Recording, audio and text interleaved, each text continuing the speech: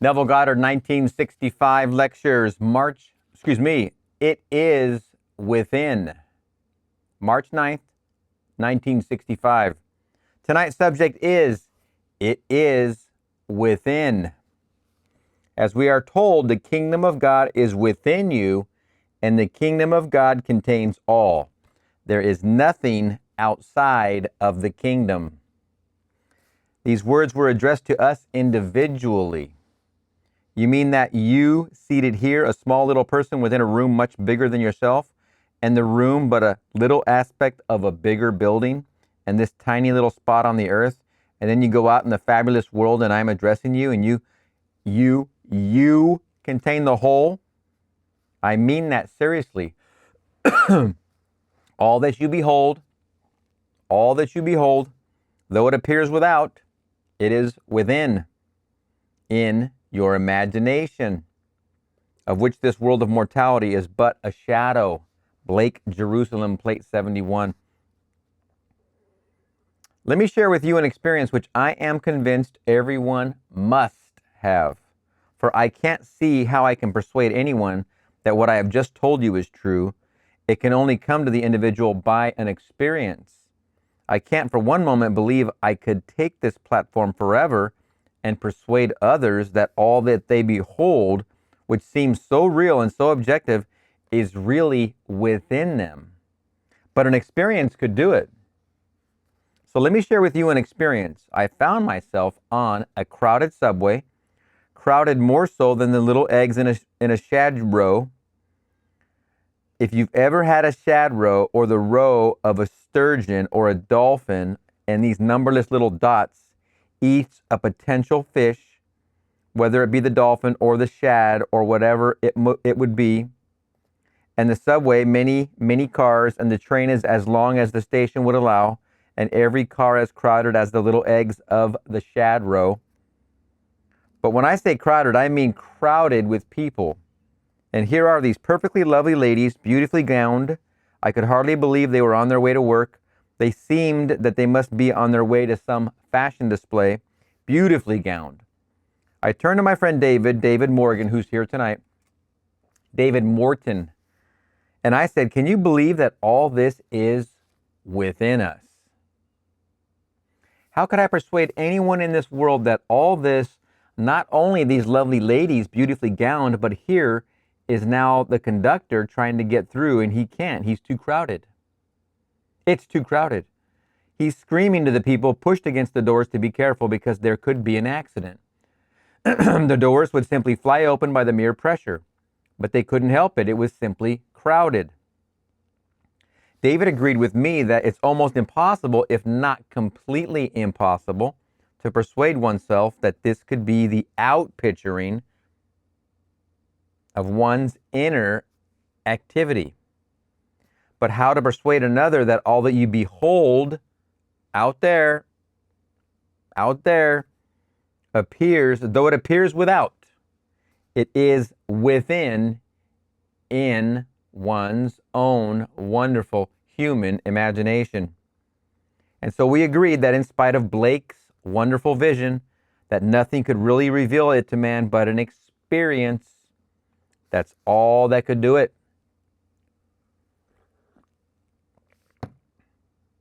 Then came that moment when David and I got off the car.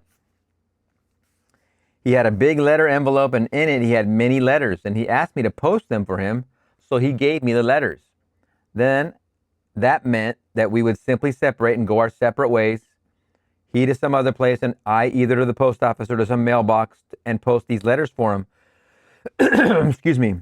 I took the letters, and I didn't read the letters, but I simply looked at them to see if they were properly, I would say, stamped. Well, I was satisfied that they were stamped. As I turned to him, I promised him I would mail them. I awoke, and here I am on my bed. Excuse me.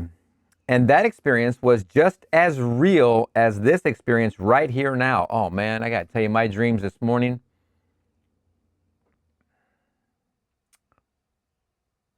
My dream this morning was a recurring dream, only this massive empty space was now adorned. Before, I've had this recurring dream where this big empty, kind of a hidden space, warehouse, building, concrete structure. But then today in the dream, the same exact structure with also hidden inner rooms was all completely adorned. And each room, I want to say, each room had their own kitchen. That's what it was. Each and every single room had its own kitchen. And I was so surprised. And there was even a break room, a tiny little break room that had its own kitchen. And every room I would go into had its own kitchen, and they were all open to each other. Remember, I used to do that work where I would set up the kitchen display areas in brand new Home Depots, and I'd remodel old Home Depots. In the 90s, we started that business, in the late 90s, and did that for about 5 years, commercial work. And here I was looking at all these kitchens. And I think that was brought on by, as I was falling to sleep, I do remember I was in SATs, of course, but I was trying not to think of what I was thinking. I was thinking of some of that old work, like the first time I was doing that work. It just came into my mind. I don't know why, but it was there, and I recognized it, and I kept trying to pull myself out of the drifting business and trying to get onto a focus, and it was difficult as I fell asleep because I was really tired. And that dream I had, that recurring dream, which was an empty warehouse, I think, with all these separate rooms, kind of a hidden place. But then each room was adorned like it was a living room, or it was just a big room, like a living room type of thing. And then there's always be a kitchen right there. Kind of like you see on Archie Bunker or Married with Children, that classic Hollywood studio look. They would have a living room right adjacent to a kitchen. That's what these rooms look like. And that experience was just as real, the dream. Remember Neville's dream? And that experience was just as real as this experience right here now. Was it not all within me? This entire train, as many cars as the station would hold, each car crowded to the gunnels. And here is David agreeing with me as we quoted Blake. We quoted Blake from the beginning to end. He and I agreed that not only we couldn't persuade ourselves of the reality of something inside, for everything seemed so real on the outside. Here are these lovely ladies, beautifully gowned, everything beautifully done, everything perfect. I touched him, I got his letters. That was something objective to me. And then we agreed that not a thing in this world could truly convince us of the reality of this statement, Blake, that all that you behold, though it appears without, it is within, in your imagination, of which this world of mortality is but a shadow. So there I stood, taking his letters. I waved to him as he departed towards his place, and I toward the mailing of his letters. And holding these letters, seemingly, I awoke. I woke on my bed. That happened yesterday morning. So here, a perfectly wonderful experience of the reality of all within. It isn't without at all. As Blake tells us, I am in you. In your bosom I reside, and you in me. I in you, and you in me, mutual in love divine. But the weary traveler could not believe it, and so he turned down the valleys dark. What man will believe it? So you tell a man, I'll show you how to try to prove it, and you see what isn't there to be seen, and you look at it, and it isn't there. But in your imagination, you can see it. And you persuade yourself of the reality of what you're seeing in your imagination. And to the degree that you are self-persuaded of the reality of what you are imagining, it will take on an objective form. If you remember, and we didn't get an update, but Neville, while at the lectern at one of his previous lectures, he was talking about seeing flowers right there. Now, we didn't get an update, but I'm sure something happened that brought those flowers there, because Neville, very, very good at the task that we're talking about. It's imagining, if I imagine, I'll play with this. If I imagine a baseball sitting right on my table. Okay, right now there isn't a baseball there, but I can easily imagine a baseball sitting there. There's no baseball in my house. I have no glove, no bat, no nothing. There's no batting cages around my house. Nothing of that sort. But I am going to start seeing a baseball right on this desk, okay? This is how simple this works. Let's practice this. Practice with the small entry level ideas. We don't got to go straight to the top and get that 2025 Lamborghini in your driveway. Don't. That has way too much emotion attached to it at this point. So we want to start with the things that do not have emotion. How much emotion do I have into a baseball? Besides being hit by one when I was a kid playing baseball, happened a couple times, and at the batting cages I got hit one time. Oh boy, that wasn't fun. I remember that. 14, 13 years old, 12 years old. We're talking about these ages, but I have no baseball in my reality right now. But I'm going to imagine, I'll give you an update when it happens because I'll show you, and those who watch this video, you will know. I see a baseball sitting right at my desk. It's sitting right there. There's a baseball right there. Now, I reach, I grab the baseball, and now I can feel the baseball. I can feel the threads. I can hold it. I used to pitch when I was 12, 11, so I can hold it like as if I'm going to pitch it. Now I can throw it into my glove. That's what I used to do when I was 10, 11, 12, mostly 13, 14 also a little bit, maybe even 15 as well. Yeah, all the way to 15, we play baseball, excuse me. So now I know the feeling of that baseball. I know the feeling of my glove, but the baseball itself, I know the feeling of it. Now, this is a daydream. I've just dreamt the baseball. Now I'm going to let it go completely. I'm going to breathe in. The baseball's in my hand. Okay, now I got the baseball. Now I'm putting it down on the desk, on the corner. That's done. I don't have to bother it anymore. I'm in the Sabbath now. And we just used the technique. I just used the technique showing you that we breathe in, inhale, inhalation. Well, it may take it on in 24 hours or 2 years if you really believe in the reality of what you are imagining. 24 hours or 2 years. 2 years, he's referring to his brother Victor. Remember the Goddard Enterprises. Well, when it takes on that objective form and becomes an objective fact, between your imaginal act and the objective fact, so many things happen that seem to you outside of yourself. And so natural and so real that it's outside. You can't relate it to your imaginal act. When you see your harvest, you're like, why did this happen today? Why did I get that letter? Why did I get this and that, the other?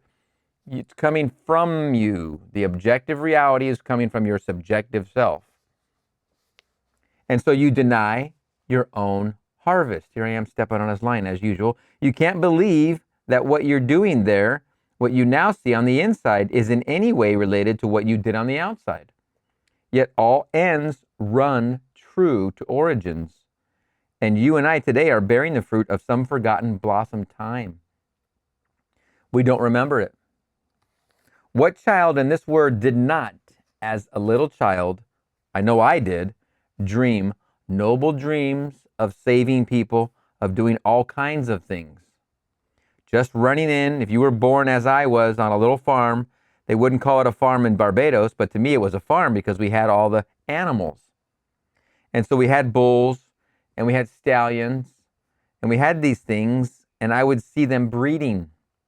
Then we knew the power of these beasts, and I entertained the thought of one day saving someone from the bull or from the stallion, where some little girl got away and found herself in the stall, and instead of being injured, I would just simply take that beast by its horns or take the stallion by the halter and then save her. Didn't you do that? Everyone does that. I know I did that, of course.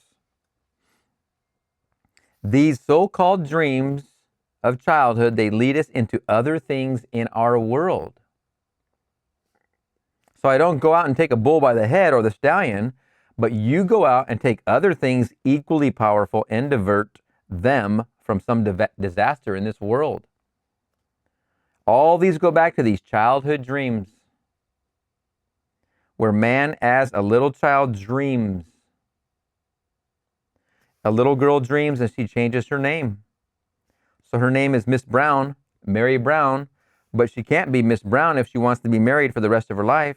She wants to be married, so she writes all kinds of names next to her name.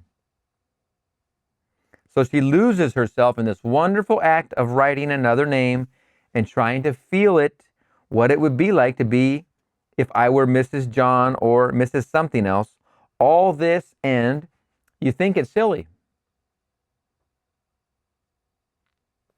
I can see my mother now coming over my shoulder when we were all around, and this was a way back. I was born in 1905, and we didn't really study, but we had to appear as though we did.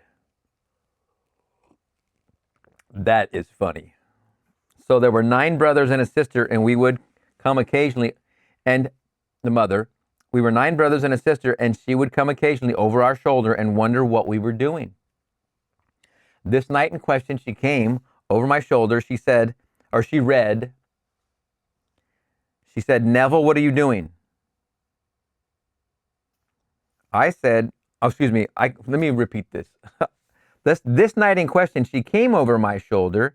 She read, she said, "Neville, what are you doing?" I couldn't deny it. There it was. She picked up the paper, and I had just written out, "I wonder who's kissing her now." Well, that was my homework. I was dreaming of something entirely outside of that world. And so it was a piece of the time, and I simply heard it, loved the little thought behind it, and I wondered, who is kissing her now? Well, Mother smiled for a moment. She didn't smile in my presence, but she went to the veranda and told my father what I had just written out. They both had a hearty laugh over that statement. All that was within me, it wasn't on, at least I wrote it on that paper. Well, I'm getting at it this. David and I yesterday morning, but David was in me. He's here physically tonight, objective to my presence. And yet yesterday morning, he was as real as he is now, sitting in this room. And he and I agreed that we can't become self-persuaded by argument. We can only become self-persuaded by an experience. And it will take an experience of God in man to reveal the statement of Blake that all that you behold, though it appears without, it is within, in your imagination, of which this world of mortality is but a shadow. We are inwoven into these cruel roots of the brain to die the death of 6,000 years. At the very end, after we have died the death of 6,000 years, we will come out and we will be God himself. That God in each man, and each man is that very God. That God is each man, and each man is that very God. But he doesn't know it. He doesn't know it now. So when we're told the kingdom of God is within you, Luke 17:21, how can man looking out not only on this little world of ours, but into the heavens, you mean the sun, the planets, the moon, and all the galaxies beyond the wildest dream of man, all are contained within me? It must be true if I am God. But you mean that everything in the world, all the galaxies, I don't need some little airship to take me there? It's all contained within me? It's the most fantastic concept in the world, and yet it is true. Now let me share with you an experience. We read in the story in the 9th chapter of the book of Mark, and then he took the little child into his arms, embraced him in his arms, and then he said to him, let me repeat, the book of Mark, 9th chapter. And then he took the little child into his arms, embraced him in his arms, and he said to them, whoever receives such a one as this little child receives me, and whoever receives me receives not me, but receives him who sent me. Verse 37. Now you look up the word child, and it means an infant. Not a little thing that could walk, not articulate. It's the inarticulate little child, an infant. It also means a term of endearment. That's what it means. Not only is it a little infant, but it's a term of endearment. Now, just as I had this experience yesterday morning, think of the entire story of Jesus Christ as such an experience. Whether it is only an acted parable, that every act of Jesus Christ is an act of truth that etches itself upon the soul of man, This is something that you experience in the depth of your soul in what I would say now was an objective state. The whole thing was dramatized. So an infant was placed, just like the story on a stage, and an infant was taken and put in the midst of you. Then you were told one day you will receive it in your arms, and you will express the most wonderful feeling of endearment for that which is placed in your arms. When it happens, you will know you not only received me, the little child, but you received him who sent me. Who is it? Who is it? God the Father. So you receive God the Father with that act. Once you have the infant in your hands, and there's some of you that have told me personally, you have had this experience, you have received God the Father. Period. So I say subjectivity and objectivity are wholly determined for the individual by the level on which the individual's consciousness, here's the good part, is focused. Here it is focused here, and this seems so real. The experience of yesterday morning is now subjective, and I recall it as I would a dream, but when it was happening, it was as real as this moment now. That was, to me, objective, and everything else was subjective. Only when I shifted consciousness, and instead of posting the letters as he gave them to me, he said, take these letters and post them for me. So I started to post them for him, and we parted, he his way and I my way. My way was to another level of consciousness. So I came back here to discover that was subjective, but a moment before it was objective. And this, if I had remembered it, it would have been relative to it. It would have been subjective. Another way of saying, like I talked about, that we learned in the Seth material, when you're in the dream there, this is the dream to that dreaming self. When you're awake here, whatever dream you had this morning, like I mentioned mine a few minutes ago, that's the dream to this dreaming self. You could call this your awake self and that the dreaming self, but really they're both dreams. This all is a dream. So to the dream you're now objectively awake in right now, that is the subjective, the one you talk about that you had this morning. That's the dream to this dreaming self. That's the subjective, and this is the objective. So you go into your sats and you take into your dream that which you want to behold in your objective dreaming self. Now, don't forget the twist. When you're in that subjective dreaming self, you're objective. This is subjective. And this is wonderfully taught by the Seth material and Seth himself in all of his work. It's about 50 books. The deleted sessions or private sessions, I gotta go to my bookcase and take a look at the title. Anyway, those books really focus on dreams specifically. I think they're called the private sessions. They're the deleted or private, whatever they are. They're the ones that did not get published in this body of work known as the Seth material. They go into dreams heavily. But that body of work makes this easy to understand right here, objective and subjective. But I throw it down another way. To your dreaming self, this is the dream. And to this awake dreaming self, that's the dream. When you're there in the dream, that's the awake dreaming self. Awake, objective. This is the dream to that. Taking another step, you create that dream environment to dream in. And because you come back to this with your consciousness, doesn't mean that one ends and disappears. It keeps going. You create a world in which to dream and have a dream. So what created this world? I think he's already explained it very, very thoroughly, but we know that we are the dreamer and the dream are one. The dreamer is greater than the dream. You're doing his works. If you're going to dream, you're the dreamer, and you dream a world into existence to have a dream in of an experience. Let's say you're not married in this dream experience, but you want to be, so you have a dream that you are married. Well, that to this experience is an experience of it.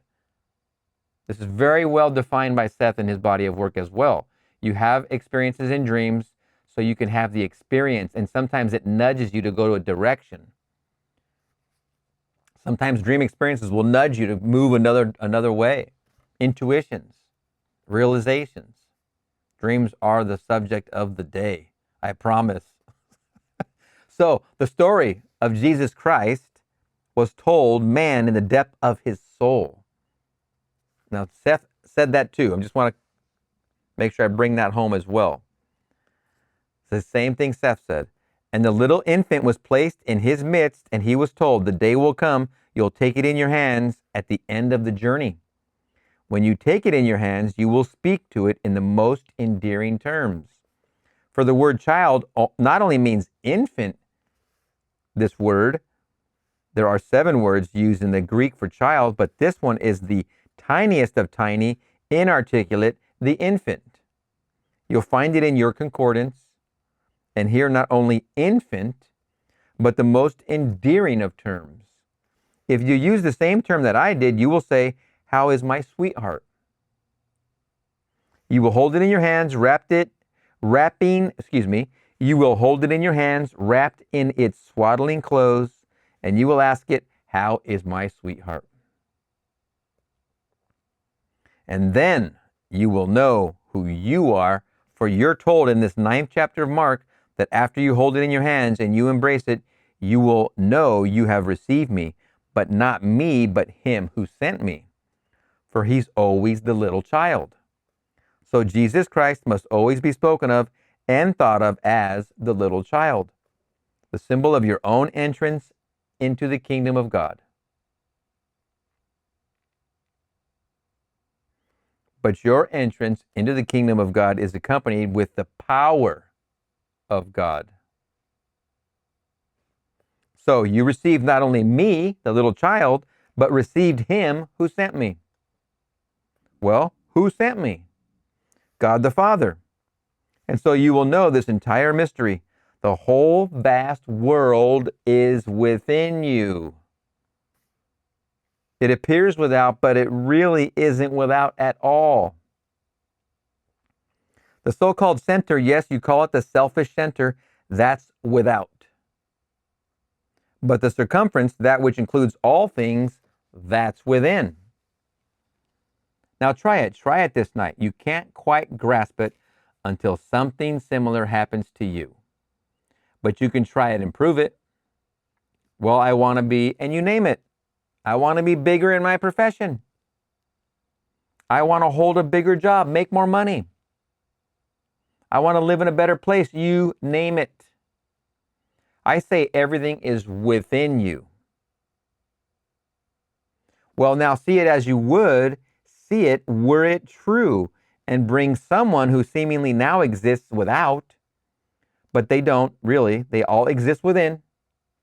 Bring them into your mind's eye and let them witness this accomplishment. Bring everyone who would actually rejoice with you were it true. So you bring them in your mind's eye and you talk with them inwardly as though you talked with them outwardly. Believe in the reality of this imaginal act. This assemblage is implying something, and whatever the assemblage implies, it will create.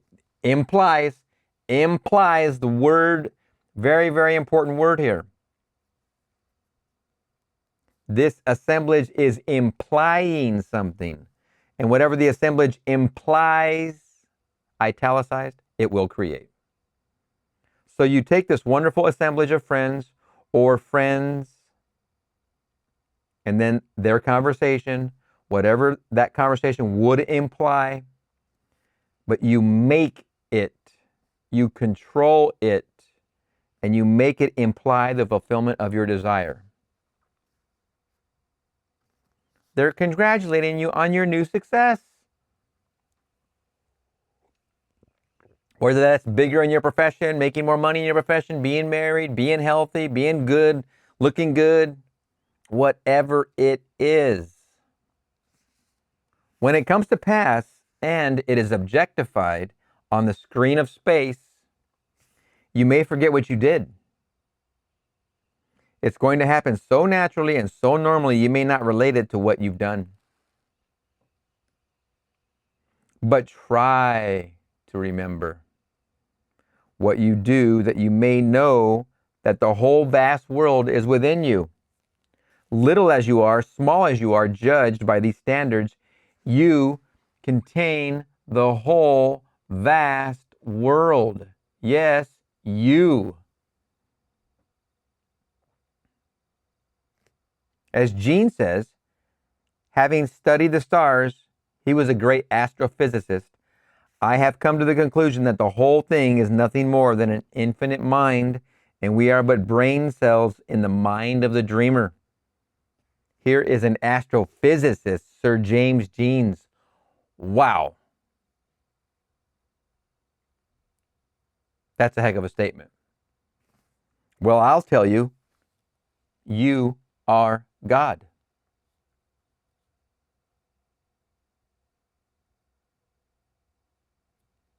Every being in this world is God. Very God. And contains within himself everything in this world. But he doesn't know it.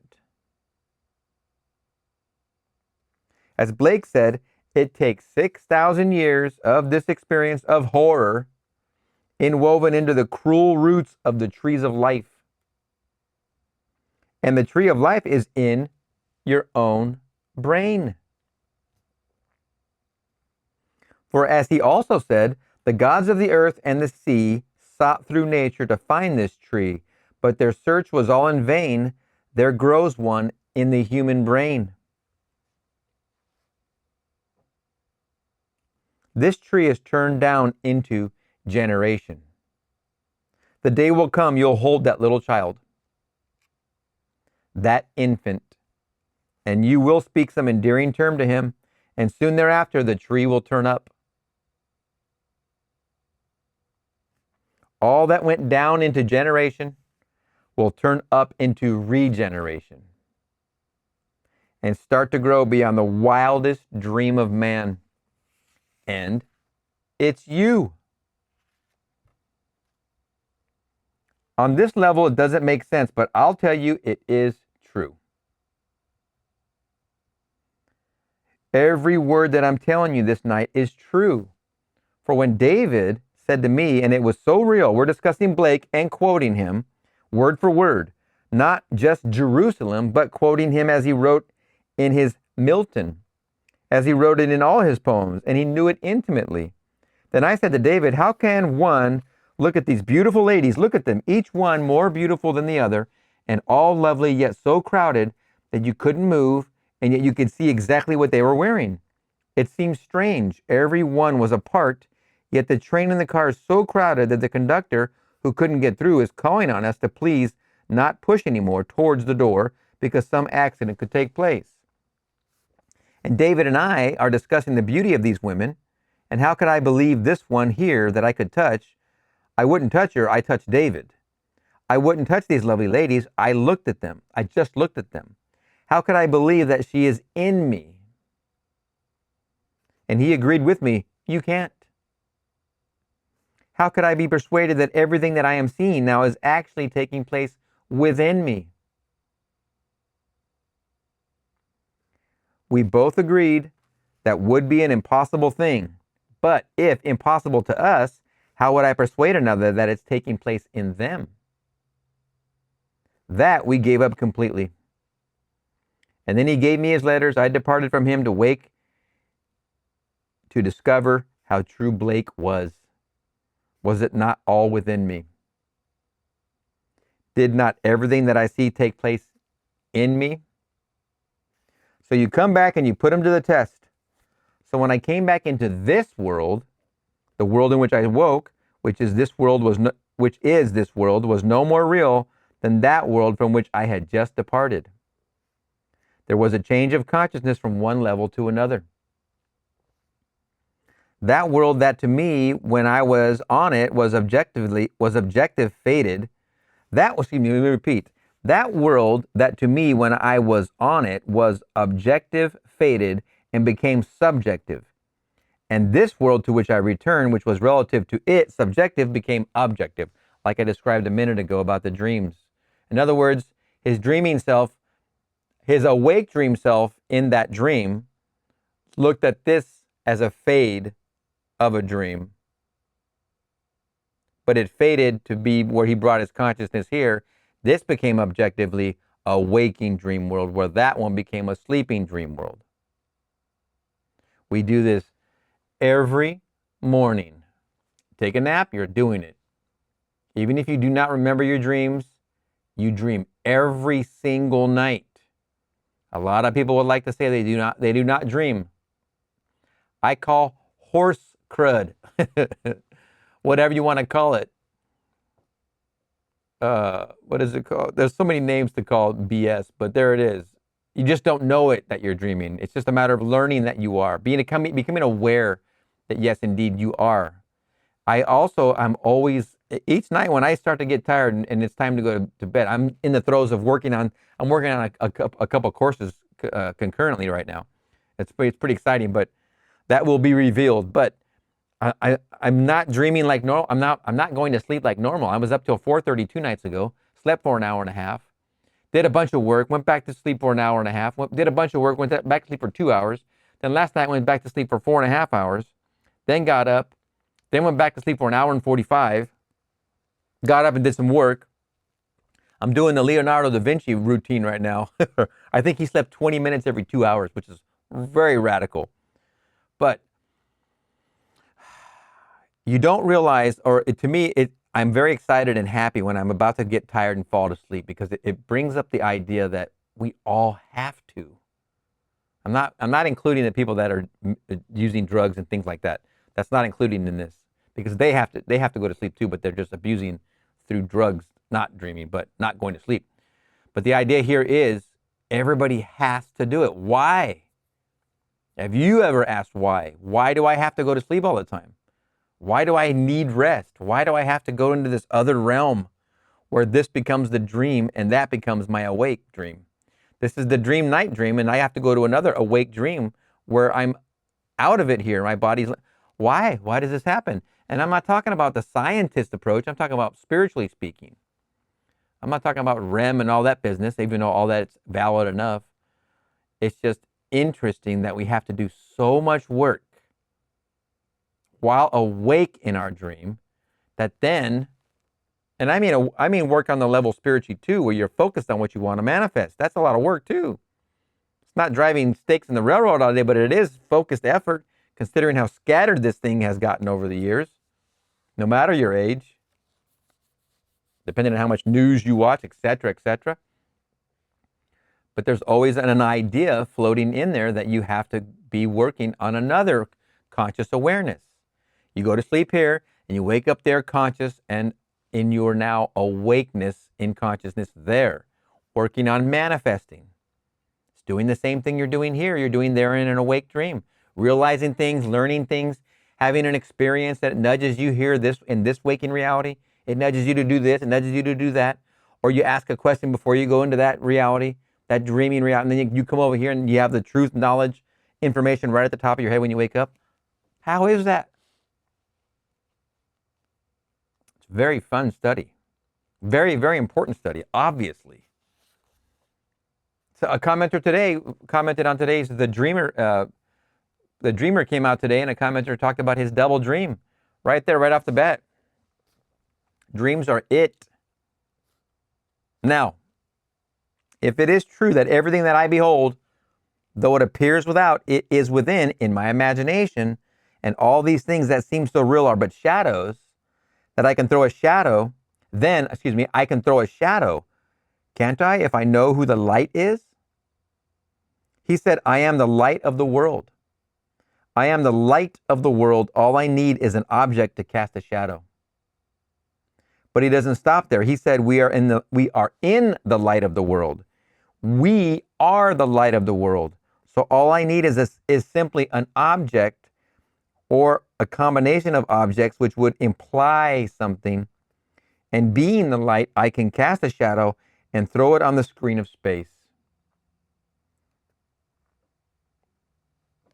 Well then, try it.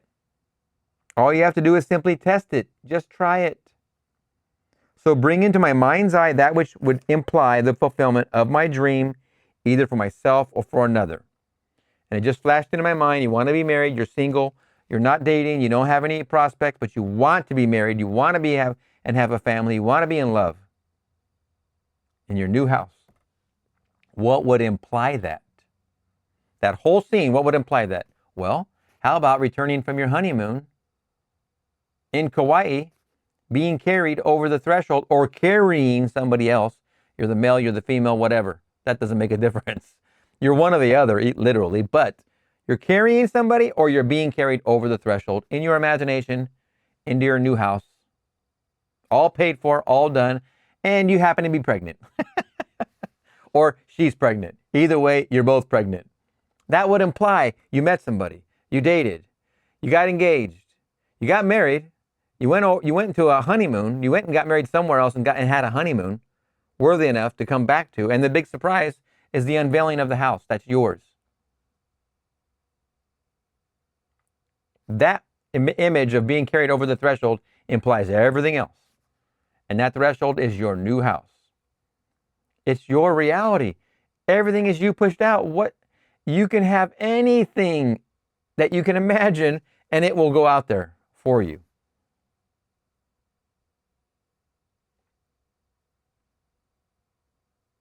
All that you have to do is simply test it. Just try it.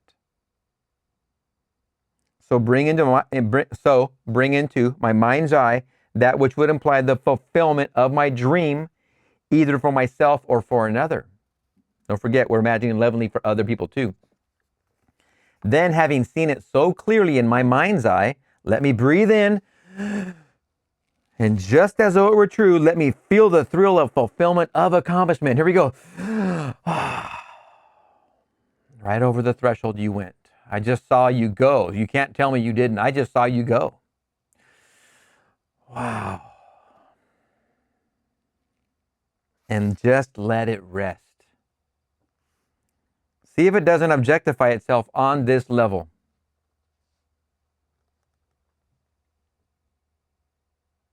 We do it all the time. While I'm talking to you, I am imagining either a Junior Mex or a Super Mex burrito at Super Mex. I can just taste the whole thing while I'm talking to you. So it's in my imagination. And I'm sitting here, because it's lunchtime already. So I'm sitting here going, while I'm reading and going through this, that's this other layer of imagination happening within me. And do you think it's going to come to fruition? Some things come quick and some things take longer. We'll have to give you an update on that. 4, you and I are living on this level most of the time. This level. At least 2/3 of our life, we are on this level. 1/3, we live in an entirely different level. We call it sleep, as I was just describing. And everyone has to sleep 1/3 of his life on earth. Just imagine a man lives 90 years like Churchill, and 30 years of his life was lived in sleep. We know that. Knowing the old boy, as I have read about him, the chances are he spent more than 30 years in sleep. He drank a lot of brandy. Forget the early days when he spent 18, 19 hours in sleep. Wow. I haven't read about him, but that sounds interesting.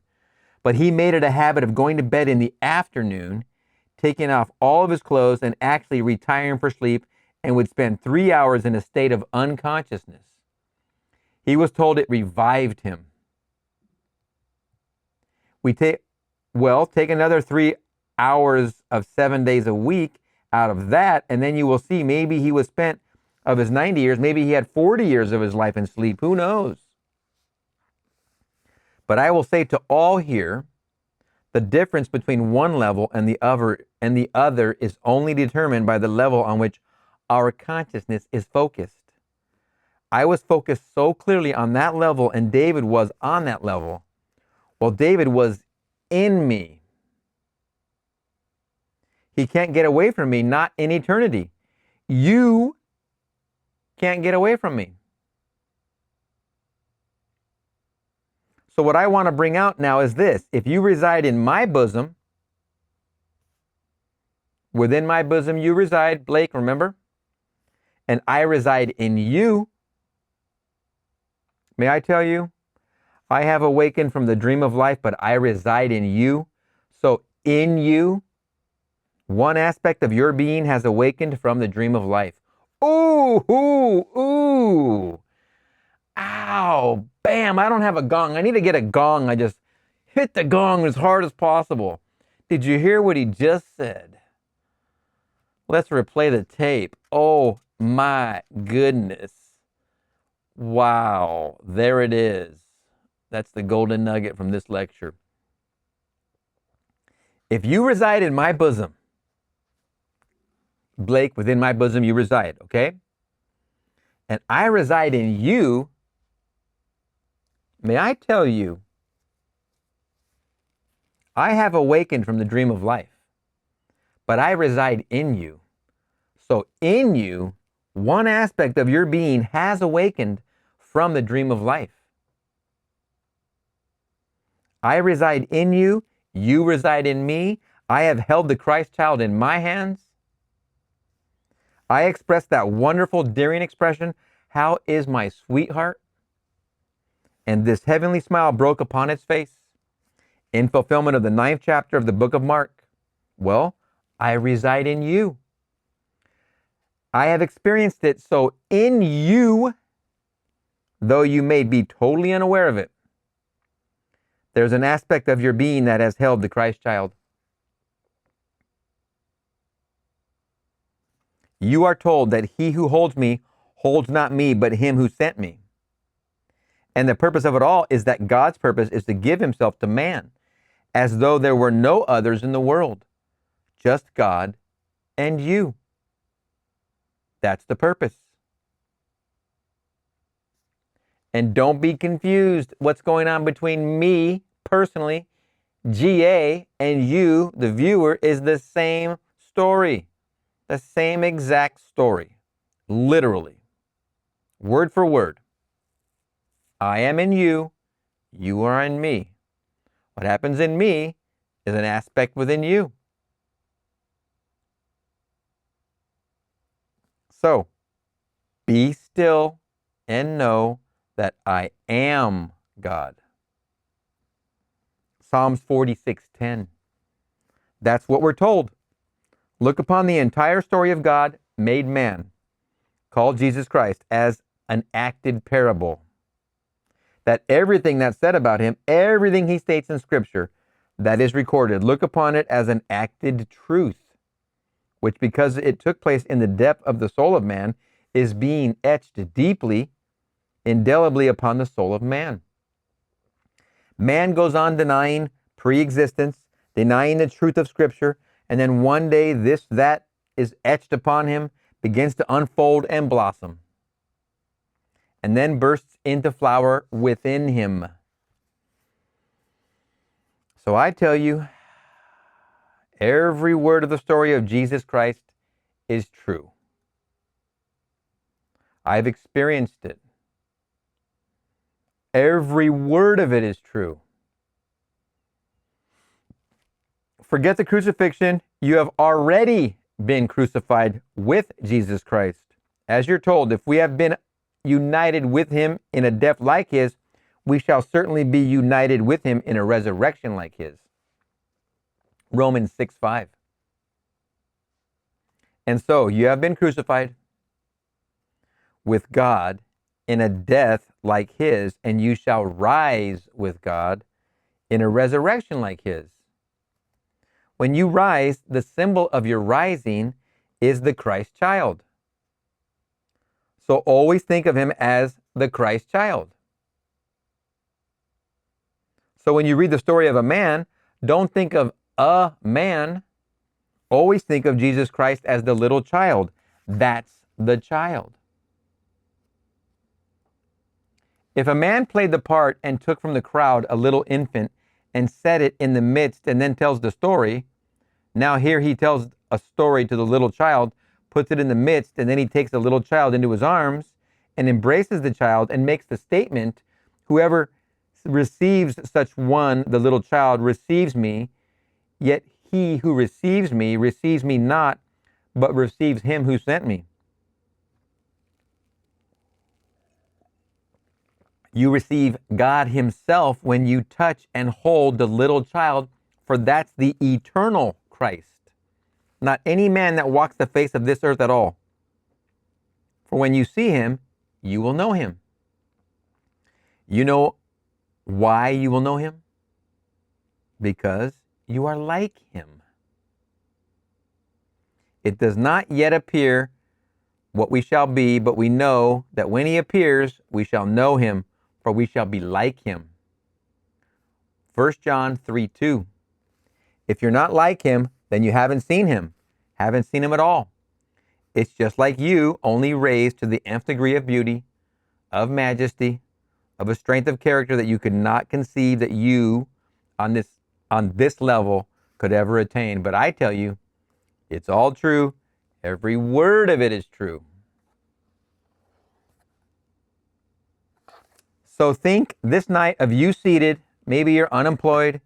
Maybe you have debts. Maybe you have, well, all kinds of problems. And the whole vast world is contained within you. But the whole vast world. Not some little aspects of it. The kingdom of God is within you. It contains all.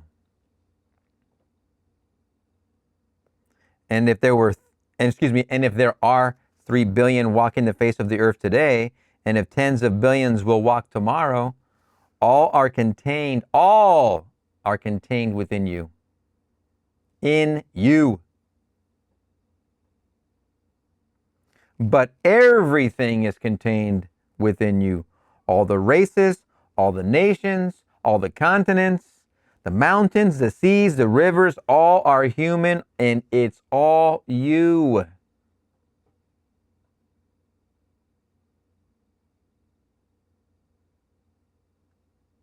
So don't think for one little moment you're a tiny little thing. And if I could persuade you this night to assume greatness, far greater is it to be conceited than to have a little tiny stupid opinion of yourself. I wholeheartedly endorse that message. Never, ever, ever, ever think of yourself as tiny. It is wholly better to be conceited than it is to think of yourself as some tiny, non-consequential thing. You are actually everything.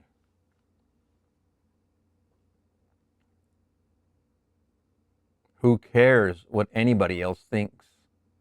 You are everything. And everything is you. You're God! Exclamation point. God became man that man may become God. Philippians 2:5. Let no one tell you that you must walk in some stupid, humble way like a worm. Let me just eradicate that from my whole being. There's these places called schools, higher learning, that would like you to be convinced of the idea that you came from a worm. If you buy that, you are that. Inconsequential, nothing, tiny. Everything is without, and you look at it without response. You think you're a victim in the world. Wrong place to be. Don't go there. And we don't go there on this channel. We're here on this channel promoting the exact opposite. But that's okay. Some of us have been convinced of that. I can honestly tell you, I definitely was until I met my teacher, but it took me 9 months of I'll tell my story soon. It took 9 months of severe and serious drought of the word here, which was a depression. And then it took 9 more months for the conception to become a reality. What I focused on in the 9 months of depression then took another 9 months to be conceived, which is when I met my teacher.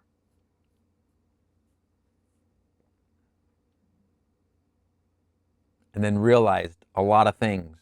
But not until Neville, 30 years later and 3 months, did I meet Neville on 1/1/2022, and it lit up like a Christmas tree, just lit up. I knew this was the place. I knew I finally arrived. I fought the fight. I won the race. I knew I had finally gotten, and I say it to anybody who's in that fight, in those furnaces, don't give up. The reason you're here is to fight the fight. The reason you're here is to win the race. I'm not talking about the Tour de France, which I'm watching because it's a great race. I'm talking about overcoming and manifesting your reality, overcoming the idea that you are a victim, something that is a consequence of other things. That's not the way it is, but that you are a creator of your own reality, as Seth would say, but also a person who wields his imagination to create the experiences of your life. Health? Why not? Wealth? Lovely. Let me have more of that because I want love also, and I want to spend my health. I want to spend my wealth together with my honey. That, to me, equals freedom.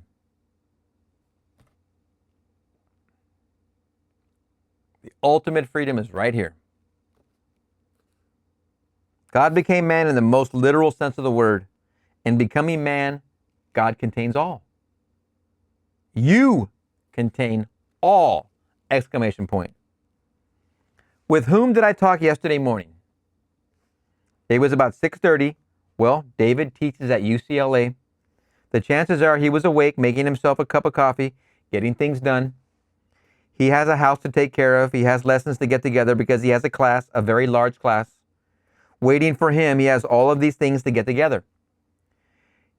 He might have been up at 6. I don't know. I got up at 6:30, right on the heels of this experience.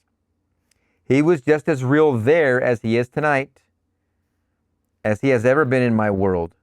He talked with the same tone. He and I are quoting one after the other, all Blake. We're in agreement. How could I persuade myself that all of this is within me? How could I persuade myself that all of this is within me, here? How could I ever think for one moment these beautiful ladies, all completely lovely, like going to some fashion display, all could hardly believe they're dressed for work, but lovely, and yet crowded? He agrees with me. Then we both agreed only an experience of God could convince us that it is within us. Then he gives me his letters. He said, post these for me. And then it meant he's going one way. I'm going the other way. We're leaving in different directions. And so I started in a different direction from David. I'm walking. I'm on the bed. The familiar objects of the room anchor me now and locate me.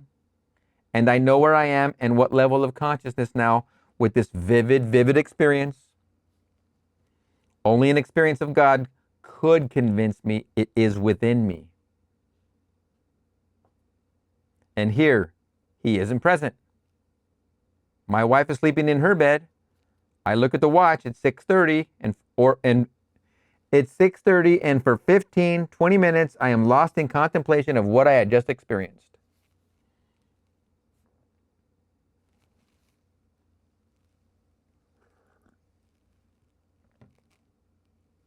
How true these dictated words of Blake are.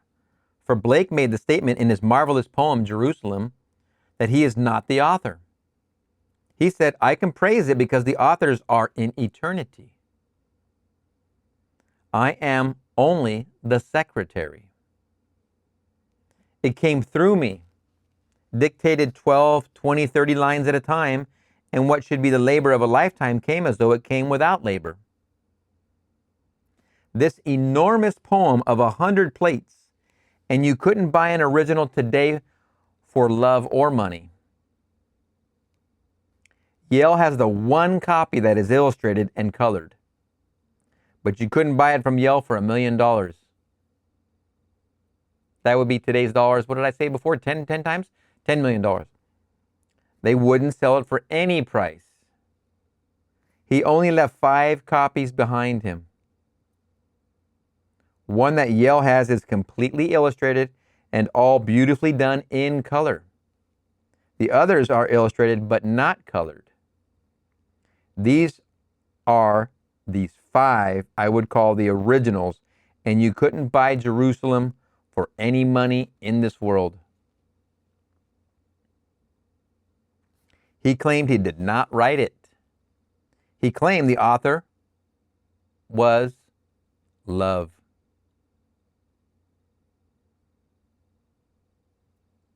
The spirit of love.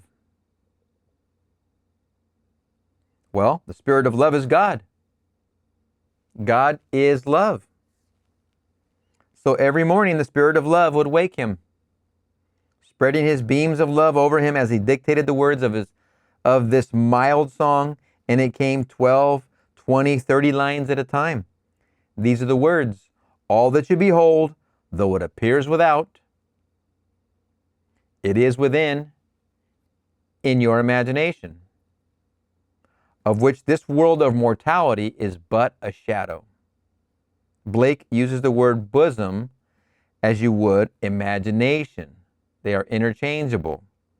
Then we're told, in your bosoms I exist, I reside. Then he tells us, ever expanding in the bosom of God, the human imagination. The bosom of God is simply divine imagination. There's no limit to expansion. And you and I, with our human imaginations, one substance with divine imagining, we are expanding forever with divine imagining. No limit whatsoever to translucency, to expansion. We reached the limit of contraction when we became man here.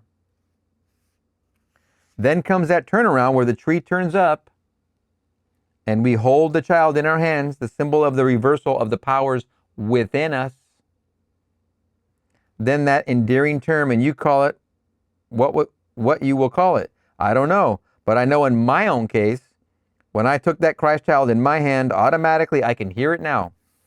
How is my sweetheart?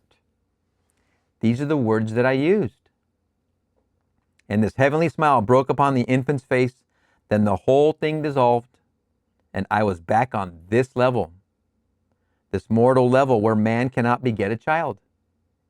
He can sire one, but he can't beget one, and yet here I begot one. So in the midst of us, he took the child, listen to the words, and he took a little child and placed him in the midst of them, and then he lifted the child into his arms, and then said to them, whoever receives such a child as this, whoever receives one such as this child receives me. But he who receives me receives not me, but him who sent me. It's a drama, as though I went this night to the stage, to the theater, and a man came on among the people and took a little infant. And you would not think a little infant and a man, that's not it at all. He's putting that infant in the midst of every person in this world. Who is playing the part? God is playing the part. He tells you he is the little child. I will now drop myself in you as the seed, the creative power of the universe, and in you I now place the little child, and he and I are one. God is speaking. And the day will come, and you and I, one day, like Abraham, having heard the story, we arose with the distance in our eyes. All the stains stagnant nearby we brushed aside as of no importance, and then moves on through these 6,000 years to that far-seen objective, the little child. So he could say, Abraham rejoiced that he was to see my day. He saw it and was glad. John 8:56. Then Job could say, I've heard of thee with the hearing of the ear, but now my eye sees thee. Job 42:5. So we rise, and you can see it. The distance catches fire in the eyes. And all these things mean nothing as you move on to that far-seen objective. Then comes the moment in time when it happens in you, because the whole drama is taking place within. Everyone will awake one day to hold the Christ child as his child. The Christ child is the child of God. Therefore, you who hold him must be God.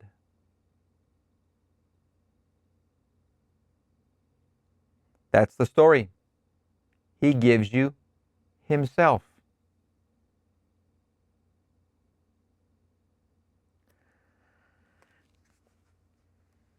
Now let us go into the silence, and as we do, you can simply imagine. So let us go into the silence.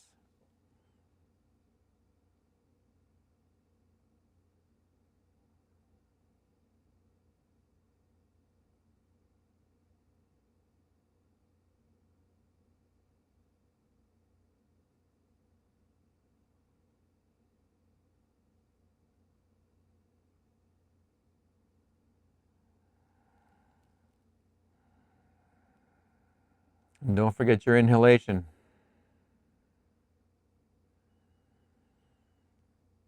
Let's get a rhythm going. And then bring your final inhalation.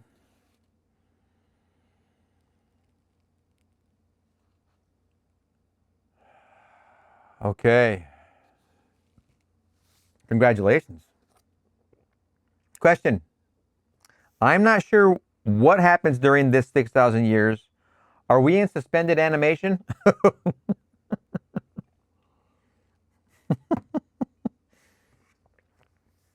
I would say yeah, but I see already the first word coming out. I think suspended animation is what would refer, and I think he's going to say it. I'm probably stepping on his toes here again, but when he took everything that was animated and he stopped it, that would be suspended animation. His answer: no, sir. You are very much alive in every moment of time. Nothing dies in God's world. He's a God of the living, not the dead. So what we call dead here is only departure from our level of awareness. You're not wearing the garment, but you are restored to life, and you're playing as vital a part as you ever played in this world. Question: do we go through the earthly experiences again, or do we? Answer: it's just as real. To me, the world into which everyone goes is just like this earth here. I can't see any difference between that world and this world. In fact, there's only one world stretched out. It cannot be another world. It isn't another world in spite of all the mediums of the world, in spite of all the priesthoods of the world and all these things. I was reading this statement the other day of Pope John. Well, I read 3 so far, but he wrote these when he was a young man, so you've got to take that into consideration. He died as a very old man. This diary began when he was simply a boy of 18, 19, well, that you must consider. But he was quoting Paul. And that man dies once, and then the judgment, and he wants to be prepared for that judgment. But the gospel doesn't teach that. The 20th chapter of the book of Luke doesn't teach that. The question is asked by the wise men of the day, called the Sadducees, and the Sadducees said, Moses in the law said that when a man has a wife and he dies, leaving no offspring, if he has brothers, the brothers should marry the wife, the widow, and raise up seed for his brother. Well, there are 7 brothers. The first one died, leaving no offspring, and the second one took her. He died. The third, the fourth, they all took her and left no offspring. Then she died. In the resurrection, whose wife will she be? Now, this was a poser because they did not believe in the resurrection. They were trying to trip him. And this is addressed to God himself. So think of Jesus Christ as God embodied, revealing his plan in all of us. Just think of it that way.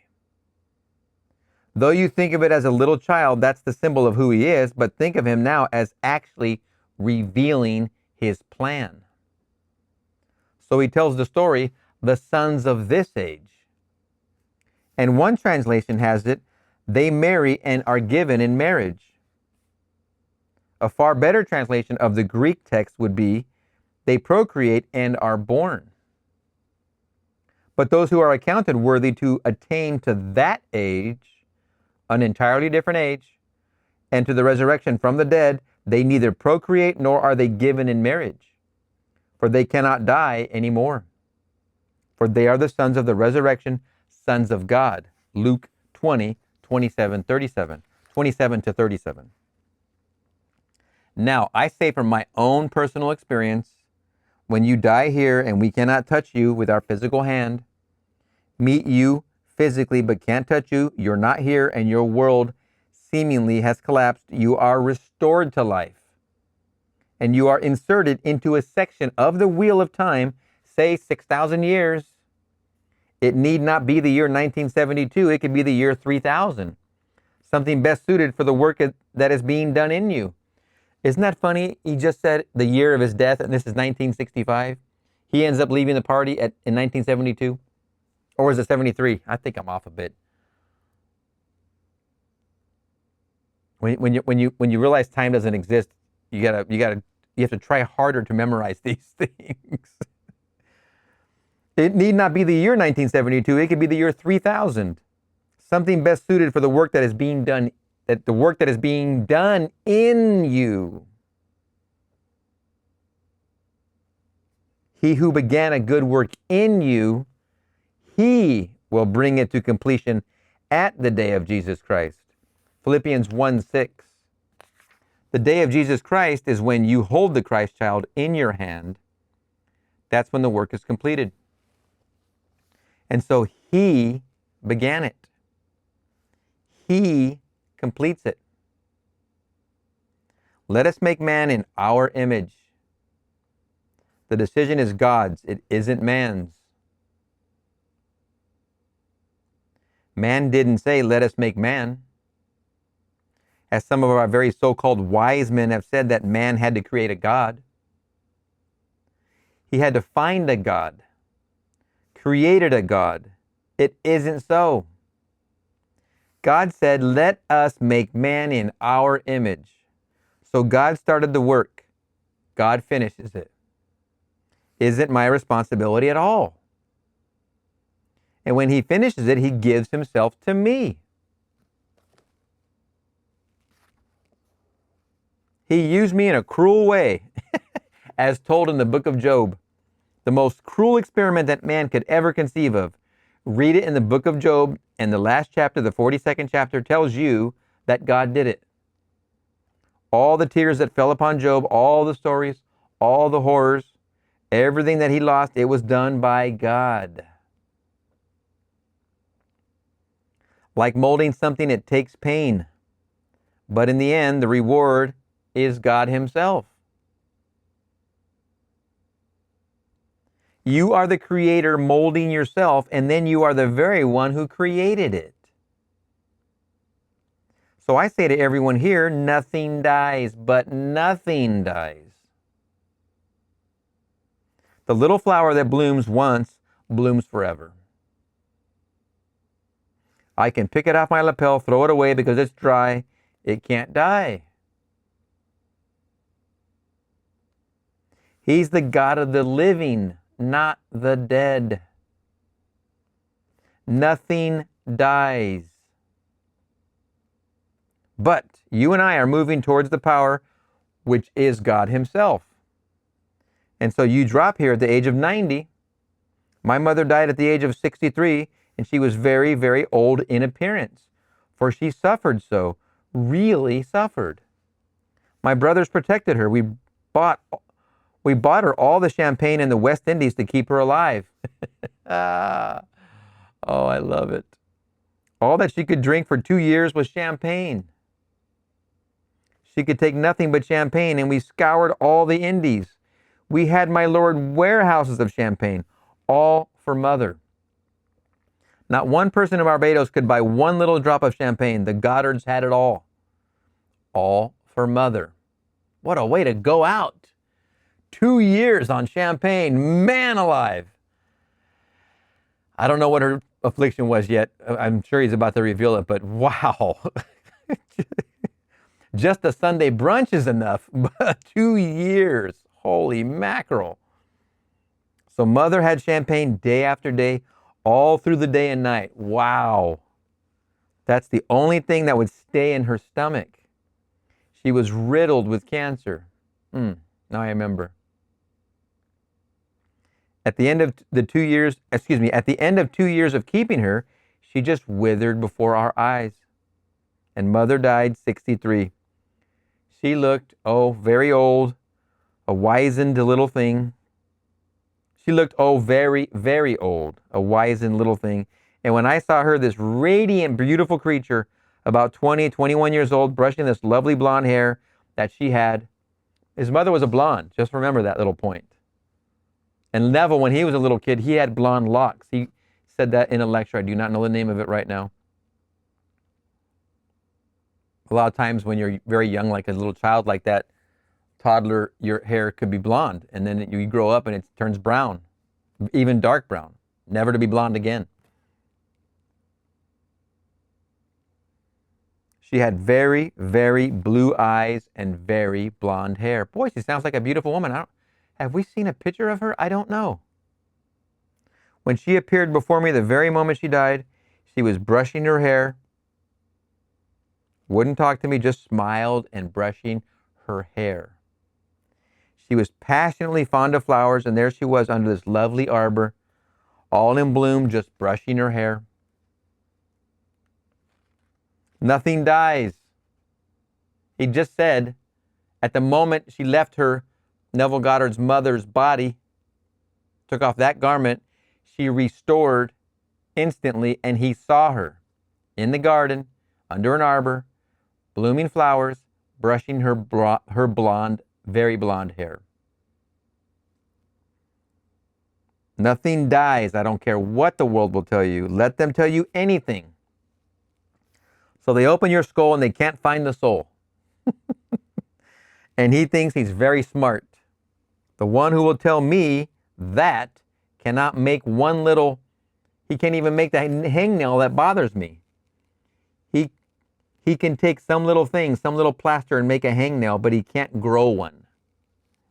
There isn't a surgeon in this world, not a doctor in this world, that can grow one hair on your head in spite of the Thomas treatment. They can't grow it. They can't make one hair grow. They can't take one little nail and make it grow. They can cut it off, destroy it, but they can't make it grow. They can't make one little thing grow. And they are going to tell me they've opened up the skull and they've looked and there is no soul. Like Khrushchev when he sent his astronauts into the air looking all over the heavens for God and they didn't find one.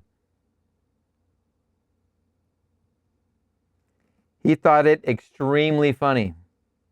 Then two other friends of his thought he was funny and they threw him out of office. So now, where he is, who knows? So all, blank space. I tell you, the greatest book in the world is the Bible. But it's the most misunderstood book in the world. But I speak of God of the living. He's not the God of the dead. He's the God of the living. This here is called in Scripture the dead. Right here, this. Actually, literally this. What we think of is so animated. And we're awakening and awakening as God. And it's the God of the living. Good night. Oh man. I could have made that so much longer, but I'm trying to let Neville do his own talking, and I keep stepping on his toes, as you can tell. I get so excited with it. I'm telling you, I'm in the Level with Neville series. It is within. March 9th, 1965. We're going to see you in the next one.